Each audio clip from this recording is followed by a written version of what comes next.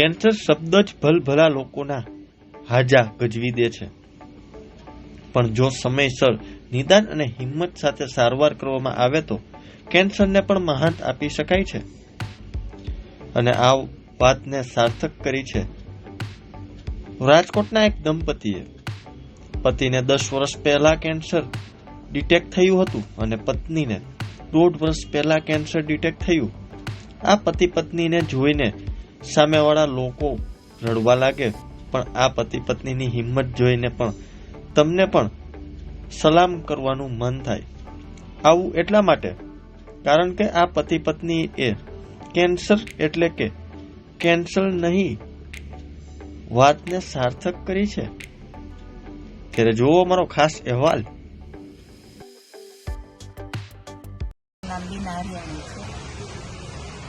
અમારા હસબન્ડ છે પ્રવીણ હરિયાણી.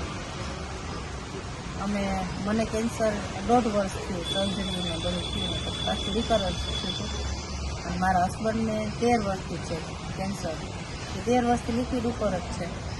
પછી એક કયાકિંગનો પ્રોગ્રામ હતો, કેન્સર અવેરનેસ પ્રોગ્રામ. એમાં મારા હસબન્ડે ભાગ લીધો હતો અને એને તો સ્વિમિંગને બધું ફાવતું હતું, કયાકની પ્રેક્ટિસ કરી હતી, પણ મને સ્વિમિંગ આવડતું નહોતું. હવે એ ભાગ લે તો એ જમી શકે નહીં.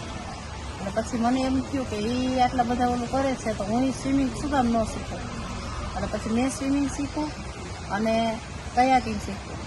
અને અત્યારે મને 3 મહિના થયા સ્વિમિંગ શીખું છું. એને એકદમ સરસ સ્વિમિંગ આવડી ગયું છે, કયાકિંગ આવડી ગયું છે, કયાકિંગમાં ભાગ લીધો છે. અને હમણાં પોરબંદરમાં ઓપન સી કોમ્પિટિશન હતી, એમાં અમે લોકોએ કયાકિંગના વોલિયન્ટર તરીકે અમે લોકો 2 હસબન્ડ વાઈફ ગયા હતા. અમારા આખા ક્લબના બધા હતા, અમે લોકોએ ભાગ લીધો હતો એમાં. હસબન્ડને મોઢાનું કેન્સર છે, 13 વર્ષથી લિક્વિડ ઉપર જ છે, જમી નથી શકતા.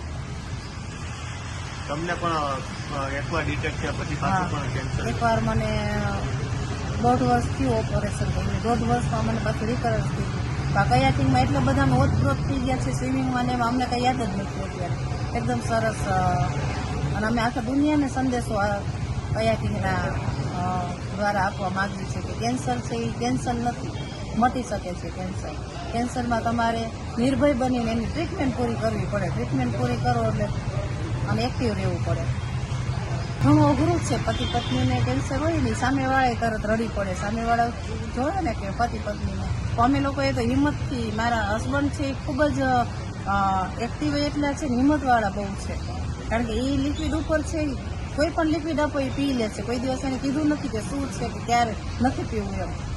એટલે એ અમારે મોટો અને એના આધારે જ એને સરસ એકદમ. અને અમારી હિંમત એટલો જુસ્સો જળવાઈ રહે છે. અને એ લોકોને બસ એટલું જ કહેવાનું કે કેન્સર તમે કોઈ પણ રોગ, કેન્સર નથી પણ આ કેન્સર તો મોટામાં મોટો રોગ છે, પણ કોઈ પણ રોગ આવે હિંમતથી સામનો કરવાનો, હિંમત હારવાની નહીં.